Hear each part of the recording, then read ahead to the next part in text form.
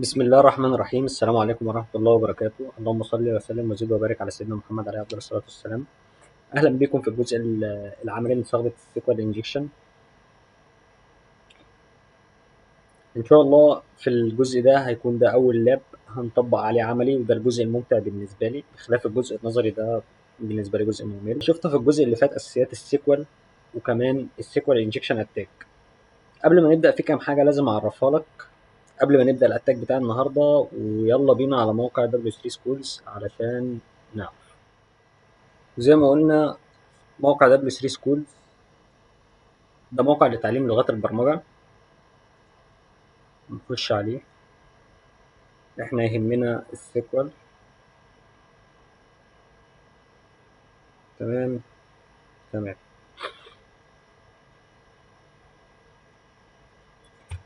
أول حاجة لازم تكون عارفها في أمر اسمه وير. تمام. وفي حاجة اسمها أند، وفي حاجة اسمها اور.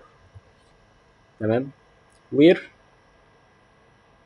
ده بتجيب بيه بيانات على حسب شرط معين. أند دي طبعا يعني معناها دي الأمر اللي بيجي بعدها لازم ولابد إنه يتحقق. اور معناها أو، يعني ممكن حاجة من الاتنين ده أو ده. احنا هنا موقع W3 Schools بيدينا دول ست قواعد بيانات. ماشي.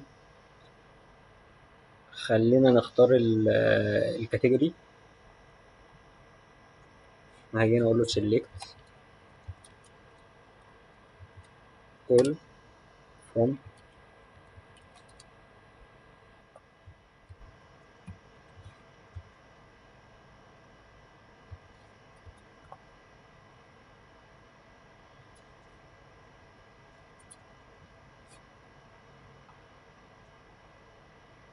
طيب عرض لنا الموقع بتاع الكاتيجوري.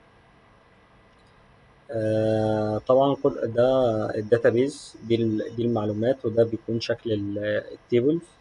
ففي عندنا اتنين تيبلز موجودين، الديسكريبشن والكاتيجوري نيم. امر وير هيبقى معناه هنا في الجمله لما انا هقول له لما الكاتيجوري اي دي مثلا، الكاتيجوري اي دي يساوي واحد. هو بالفعل عرض لي الكاتيجوري اي دي اللي بيساوي واحد. طيب لو قلنا اللي بيساوي اتنين، عرض لي اللي بيساوي اتنين، بيساوي تلاتة. تمام مظبوط.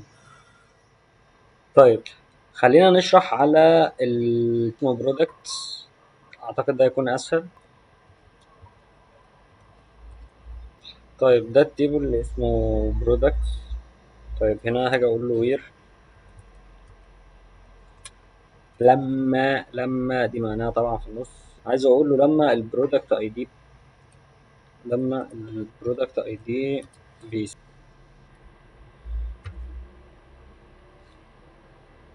تمام تمام. الله زي الفل. طيب احنا كده فهمنا وير. تعالى نفهم اند. والله هقول له مثلا اند كاتيجوري اي دي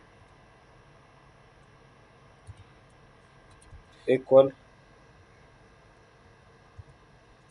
ايه.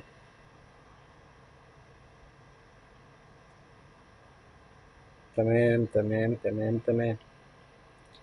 طيب لو قلت له عايز حاجة البرودكت اي دي 4 والكاتيجوري اي دي أو بلاش، مثلا هقول له عايز مثلا او 4.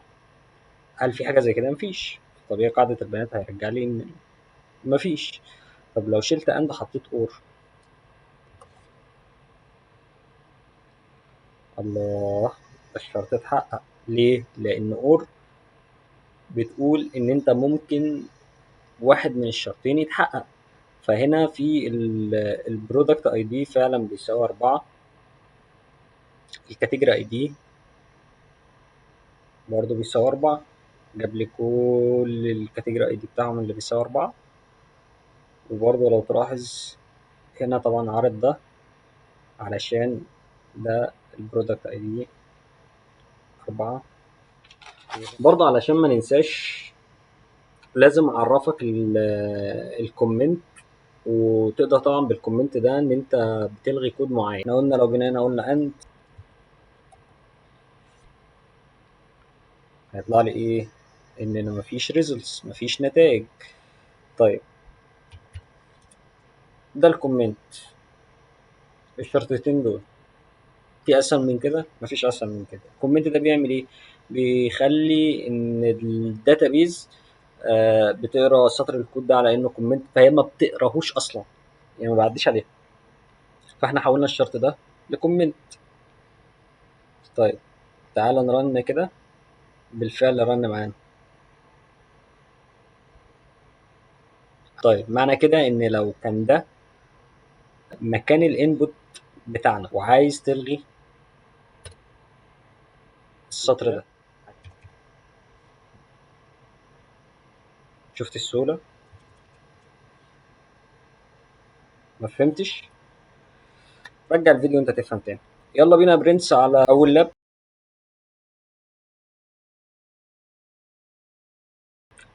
اول لاب في السيكوال انجكشن بعنوان سيكوال انجكشن vulnerability in where clause allowing retrieval a hidden data. ايه معنى الكلام ده؟ معنى الكلام ده ان في داتا مخفيه وعايزنا نطلعها. بيقول لك ان اللاب في سيكوال انجكشن vulnerability في البرودكت كاتيجوري فلتر، يبقى مكان الثغره في البرودكت كاتيجوري فلتر. when the user selects a category، بيقول لك ان ده شكل الاستعلام اللي بتعمله الداتابيز، يعني ده شكل الاستعلام اللي بتعمله الداتابيز. فاحنا هنعمل ايه؟ هنشوف. يلا بينا نأكسس على اللاب. اهلا بيكم في المتجر المتواضع بتاعنا. يلا بينا نخش على الجيفتس. طيب هنيجي نلاحظ هنا في الرابط اللي فوق عمل ايه؟ الكاتيجوري بيساوي جيفتس. طيب لو جينا رجعنا قال لك ده بيبقى شكل الكويري او شكل الاستعلام اللي بيحصل في الداتابيز. حلو حلو. طيب اول حاجه اعملها علشان اعرف الثغره دي موجوده في الصفحه ولا لا، هي حاجه بسيطه جدا. بنعمل سنجل كود، دوس انتر، قال لك internal server error، معنى كده الصفحه دي فيها سيكوال انجكشن. هتقول لي يا عم عرفت ازاي؟ هقول لك علشان رساله الخطا دي رجعت من السيرفر. طالما الكويري ده يخش على السيرفر على طول، معنى كده ان احنا غالبا هنلاقي سيكوال انجكشن. طيب تعال نجيب نوت. ده شكل الاستعلام اللي بيحصل. المكان ده هو الانبوت بتاعنا، يعني انا هنا ماشي، مش مسموح لي اغير اي حاجه غير في المكان ده. طيب انا محتاج اكتب ايه علشان الغي الجزء ده كله؟ محتاج اعمل ايه؟ محتاجين نعمل كومنت. بس اتمنى ان انا قبل ما اقول لك تعمل ايه تحاول توقف الفيديو وتجربها لوحدك. حاولت؟ ما اعتقدش. تعال نكمل. اول حاجه هنيجي نعملها هنكتب سنجل كود علشان نفصل الجزء ده. تمام تمام. وهنيجي هنا ونعمل كومنت. اصبح الجزء ده كله ملغي، مش موجود. ركز معايا علشان اضحك على الداتابيز واطلع منها معلومات. فهاجي اقول له ايه؟ ان لازم شرط يتحقق.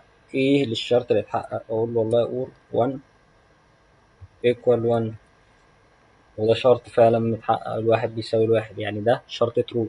والله قلنا ان هنا ده هيبقى الانبوت بتاعنا، فقلنا ان ده هيبقى البيلود. نمسح الكلام ده. قلنا ان ده هيبقى البيلود،